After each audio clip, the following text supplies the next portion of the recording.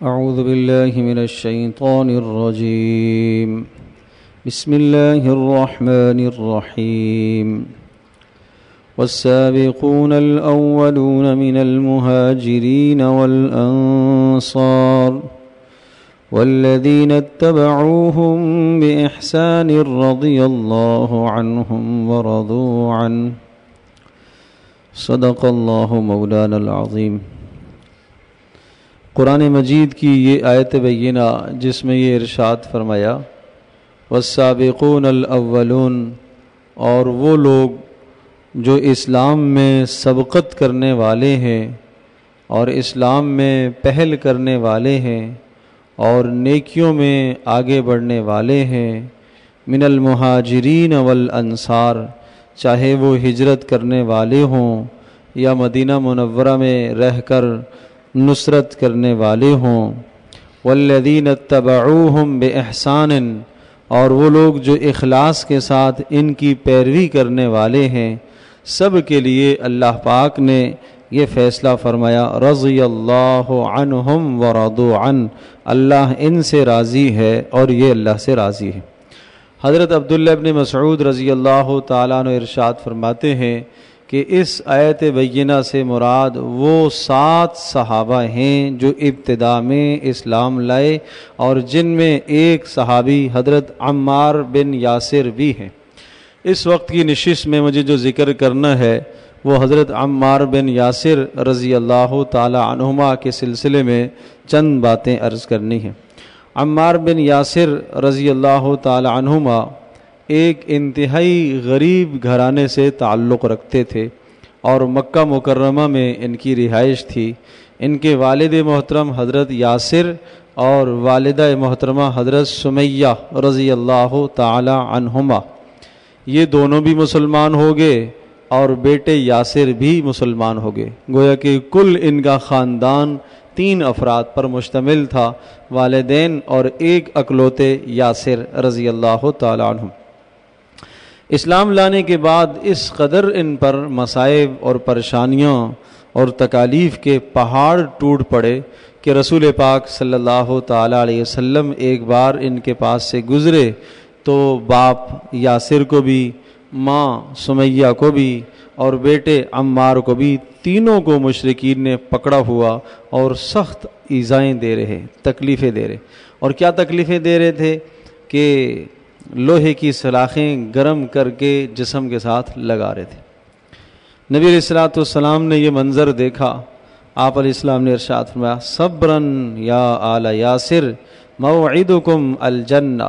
اے یاسر کے گھر والو تم صبر کرو، اللہ پاک تمہیں اس پر جنت عطا فرمائے گا۔ حضرت صلی اللہ علیہ وسلم نے انہیں صبر کی تلقین فرمائی۔ پھر بالآخر حضرت سمیہ رضی اللہ تعالی عنہ جو ان کی والدہ ہیں وہ شہید ہو گئی۔ اسی ایذا میں جو ہے مشرکین نے جب ستایا اور ابو جہل ظالم نے ایک برچھا مارا حضرت سمیہ رضی اللہ تعالی عنہ کے نازک مقام شرمگاہ پر، جس کی وجہ سے ان کی شہادت واقع ہو گئی۔ یہ اسلام میں سب سے پہلی شہیدہ ہیں حضرت سمیہ رضی اللہ تعالی عنہ۔ اور پھر ان کے والد یعنی عمار کے والد یاسر رضی اللہ تعالی عنہ، ان کو بھی اسی موقع پر شہید کر دیا گیا، دونوں ماں باپ شہید ہو گئے۔ عمار رضی اللہ تعالیٰ عنہ چونکہ جوان تھے تو کچھ مصیبت اور تکلیف جھیلتے رہے، برداشت کرتے رہے، لیکن جب دونوں ماں باپ ان کے شہید ہو گئے تو پھر انہوں نے مشرکین سے اجازت طلب کی کہ ظالموں اتنا تو کرو، مجھے اجازت دو میں اپنے ماں باپ کی تدفین کر لوں، ان کو دفن تو کر لوں۔ چنانچہ ان کی تدفین کرنے کے بعد نبی صلی اللہ علیہ وسلم کی خدمت میں حاضر ہوئے اور سارا قصہ بیان فرمایا۔ اللہ کے رسول، ماں بھی شہید ہو گئی، باپ بھی شہید ہو گئے اور اب میرا کوئی نہ بچا اور میرے جسم پر بھی زخموں سے کے یہ نشانات ہیں۔ نبی صلی اللہ علیہ وسلم نے اپنا مبارک ہاتھ جسم پر پھیرا تو سارا کا سارا جسم درست ہو گیا، زخم سب ہی ٹھیک ہو گئے۔ حضرت صلی اللہ علیہ وسلم نے پھر بہت تسلیاں دی۔ نبی صلی اللہ علیہ وسلم کی ان تسلیوں کے بعد بہرحال سکون ملا اور حضرت صلی اللہ تعالی علیہ وسلم ان کی بڑی قدر کیا کرتے تھے۔ اسلام میں جو شخص قربانی دیتا ہے دین میں جو قربانی دیتا ہے، اس واقعے سے ہمیں یہ سمجھ میں آتا ہے کہ دین میں جو اشخاص، جو افراد قربانیاں دیتے ہیں، اسلام میں ان کی کیا قدر و منزلت ہے، اللہ اور اس کے رسول کے یہاں ان کی کیا قدر و منزلت ہے۔ اللہ پاک نے پھر وہ عزت عطا فرمائی، تو آپ علیہ السلام نے ارشاد فرمایا ما خیر عمار ابن یاسر بین امرین الا اختار ارشدہما، کہ اللہ پاک نے عمار کا مزاج ایسا بنا دیا ہے اور اتنا سلامتی والا مزاج بنا دیا ہے کہ اگر دو باتیں اس کے سامنے آ جائیں کہ اس کو اختیار کروں یا اس کو اختیار کروں، تو یہ اسی کو اختیار کرے گا جو اللہ کے نزدیک پسندیدہ ہو، جو اللہ کے نزدیک حق ہے اسی کو اختیار کرے گا، اور اس کا فیصلہ غلط نہیں ہوتا، یہ انہی معاملات کو اختیار کرے گا اور انہی فیصلوں کو اختیار کرے گا جو اللہ اور اس کے رسول کے نزدیک پسندیدہ ہوں گے۔ حضرت ابو درداء رضی اللہ تعالی عنہ ارشاد فرماتے ہیں کہ میں نے نبوت کی زبان سے، یعنی نبی علیہ الصلوۃ والسلام کی مبارک زبان سے کئی مرتبہ یہ بات سنی ہے کہ عمار کو اللہ پاک نے شیطانی وساوس سے دور رکھا ہے، شیطان اس کے دل میں وسوسہ نہیں ڈال سکتا۔ پھر حضرت صلی اللہ تعالیٰ علیہ وسلم کو ان سے بڑی محبت تھی، جب بھی ملاقات کے لیے تشریف لاتے حضرت عمار رضی اللہ تعالیٰ عنہ نبی الاسلام کی خدمت میں حاضر ہوتے، حضرت صلی اللہ علیہ وسلم بے انتہا ان کو دیکھ کر خوش ہوتے اور مسکراتے، اور ایک بار تشریف لائے، انہوں نے اجازت چاہی کہ اللہ کے رسول میں آ جاؤں، تو جو وہاں نبی الاسلام کی خدمت میں صحابہ تشریف فرما تھے، انہوں نے کہا اللہ کے رسول عمار آپ کے پاس آنا چاہ رہے ہیں، کیا انہیں اندر آنے کی اجازت ہے؟ حضرت صلی اللہ علیہ وسلم نے ارشاد فرمایا اذنوا له مرحا بالطیب المطیب، بلا لو اس کو، خوش آمدید خوش آمدید، ان کا آنا بڑا اچھا ہے، اور یہ وہ شخص ہے جو انتہائی پاک باز ہے اور انتہائی راست باز ہے۔ اور اسی طرح سے حضرت حذیفہ رضی اللہ تعالیٰ عنہ ارشاد فرماتے ہیں کہ ایک بار ہم رسول اکرم صلی اللہ علیہ وسلم کی خدمت میں حاضر تھے، حضرت صلی اللہ علیہ وسلم نے یہ ارشاد فرمایا کہ مجھے معلوم نہیں کہ میں کتنے دن تمہارے درمیان میں رہتا ہوں، یعنی میری زندگی کا کوئی پتہ نہیں ہے، لہٰذا میرے جانے کے بعد ان دونوں یعنی ابو بکر اور عمر کی پیروی کرنا، ان دونوں کی طرف اشارہ فرمایا کہ ان دونوں کی پیروی کرنا اور عمار کی سیرت کو اپنانا، اور سنو جو عبداللہ بن مسعود بیان کریں اسے لے لینا۔ یہ تین باتیں ارشاد فرمائی کہ میرے جانے کے بعد ابو بکر اور عمر کی اقتداء کرنا اور عمار کی سیرت کو اپنانا، اس کے چال چلن کو، اس کی گفتار کو، اس کے انداز کو، یہ جو بھی سیرت اختیار کرتا ہے وہ اسے اپنانا، اس لیے کہ اس کی 100% سیرت میری سیرت ہے، یہ 100% میری سیرت پر چلتا ہے۔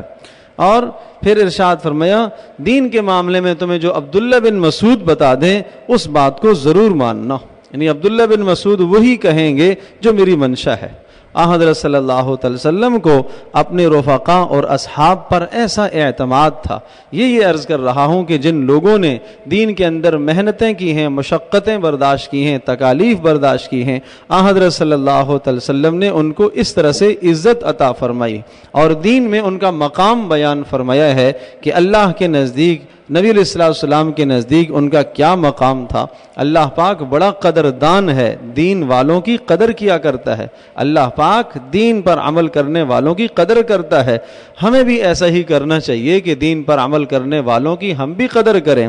دین دشمنی کو ہرگز نہ اختیار کریں، ہمارے دلوں کو اللہ پاک کینوں سے، بغضوں سے، حسدوں سے اور قدورتوں سے پاک و صاف رکھے، جس طرح سے ان لوگوں کے دل پاک و صاف تھے، ایک دوسرے کی خوبیوں کا ایسا اعتراف کرتے تھے کہ مت پوچھو۔ نبی علیہ الصلوۃ والسلام کا ایک اور ارشاد ہے، جی ارشاد فرمایا ان عمارا ملئی ایمانا الی مشاشہ، کہ سنو عمار سر کی ہڈیوں اور جوڑوں تک ایمان سے بھرا ہوا ہے، ایمان سے بھرا ہوا ہے، ہڈیوں میں بھی ایمان بھرا ہوا ہے، گودے میں بھی ایمان بھرا ہوا ہے۔ یہ ایمان تھا کہ جس ایمان کی نبی علیہ السلام بھی تعریف فرما رہے ہیں، ایمان ہو تو ایسا ایمان ہو، اللہ پاک یہ ایمان ہمیں بھی نصیب فرمائے۔ لیکن یہ اسلام میں مشقتیں جنہوں نے برداشت کی، تکلیفیں برداشت کی، مصیبتیں جنہوں نے برداشت کی، اللہ پاک نے ان کے دلوں کو اس طرح سے ایمان سے لبریز فرمایا، اور کسی بھی حال میں انہوں نے ایمان کو دامن سے نہیں چھوڑا، کسی بھی حال میں ایمان کو نہیں چھوڑا۔ ایک بار یہ حال ہو گیا، نبی علیہ السلام نے دیکھا عمار کو پیٹا جا رہا ہے، آپ علیہ السلام نے صبر کی تلقین کی، اور پھر بڑے پریشان ہو گئے نبی علیہ السلام کی خدمت میں حاضر ہوئے کہ اللہ کے رسول آج مجھ سے وہ عمل ہو گیا ہے اور وہ جرم ہو گیا ہے کہ شاید اس سے پہلے نہ ہوا ہو کسی سے، اور میری ہمت نہیں ہوتی کہ میں زبان پر اس بات کو لاؤں۔ نبی علیہ السلام نے ارشاد فرمایا، پوچھا کیا بات ہو گئی ہے؟ تو انہوں نے کہا اللہ کے رسول آپ کی شان میں گستاخی ہو گئی ہے، اور مشرکوں نے اس قدر ستایا اور اس قدر ستایا کہ مجھے انہوں نے مجبور کیا کہ نبی علیہ السلام کی شان میں گستاخی کروں، اس لیے میں کیا بیٹھا۔ اے اللہ کے رسول آپ مجھے بتائیے اس کا کیا حل ہے؟ تو رسول پاک صلی اللہ علیہ وسلم نے ارشاد فرمایا، عمار یہ بتاؤ جب تم نے میرے بارے میں گستاخی کی تھی تو تیرا دل کیسا تھا، اندر کی کیا کیفیت تھی؟ کہ اللہ کے رسول میرا دل 100% مطمئن تھا کہ آپ اللہ کے رسول ہیں، آپ اللہ کے رسول ہیں، آپ آخری رسول ہیں۔ تکذیب صرف زبان سے جو جملہ میں نے بولا ہے، جان بچانے کی خاطر ایسا بولا ہے، ظالموں نے حد کر دی تھی اس لیے میں نے ایسا جملہ بول دیا۔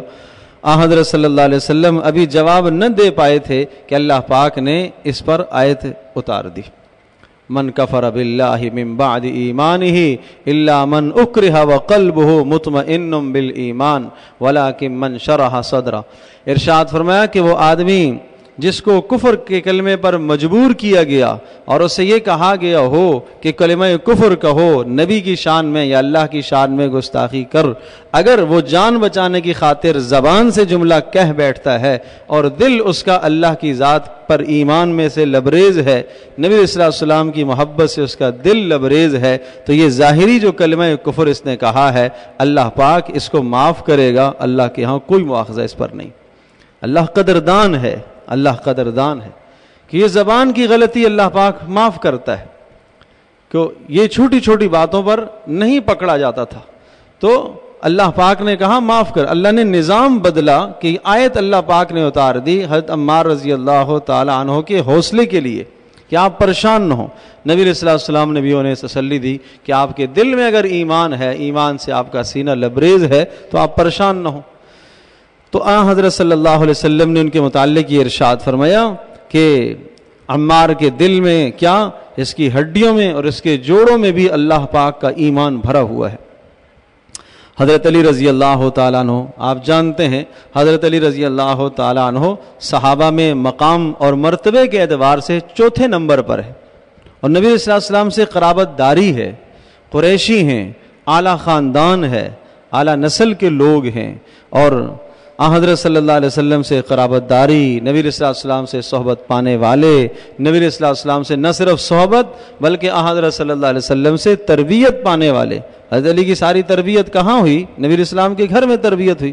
وہ کیا ارشاد فرما رہے ہیں؟ وہ ارشاد فرما رہے ہیں حضرت عمار کے متعلق کہ میں نے نبی علیہ السلام کا یہ ارشاد سنا ہے کہ عمار وہ آدمی ہے کہ جس کا گوشت اور جس کی کھال کو اللہ پاک نے جہنم پر حرام کر دیا، نہیں کھائے گی اسے جہنم، نہیں کھائے گی۔ کھلے دل سے ایک دوسرے کی خوبیوں کا اعتراف کرنے والے تھے، کھلے دل سے ایک دوسروں کی اچھائیوں کا اعتراف کرنے والے تھے، یعنی جہنم اس کے قریب نہیں جائے گی، اور اللہ تبارک و تعالی ضرور اس کی بخشش کرے گا۔ حضرت عمر رضی اللہ تعالیٰ عنہ نے قدر کی نگاہ سے دیکھا، وہ قدر کی اور وہ عزت عطا فرمائی کہ اسلام کے ابتدائی مسلمانوں میں سے ہیں، کوفہ کا گورنر اور حاکم بنا کر انہیں بھیجا، اور وہاں پھر کوفہ ہی میں رہے، اور 93 سال کی عمر میں انتقال ہوا، اور 93 سال کی عمر میں بھی میدان جنگ میں شہید ہوئے۔ یہ وقت صاحب فراش ہونے کا ہے، بستر پر لیٹنے کا ہے، لیکن دین کے پھیلانے کی وہ دھن اور فکر تھی اندر سے، اور وہ کڑن تھی کہ رسول پاک صلی اللہ علیہ وسلم کا دین زندہ ہو جائے۔ تو 93 سال کی عمر میں بھی اللہ پاک کی دین کی نشر و اشاعت کے لیے نکلے، میدان میں نکلے اور شہادت پائی۔ تو اللہ پاک ہمیں بھی ان لوگوں کے نقش قدم پر چلنے کی توفیق عطا فرمائے، اور ان کی خوبیوں اور صفات کو اپنانے کی توفیق عطا فرمائے۔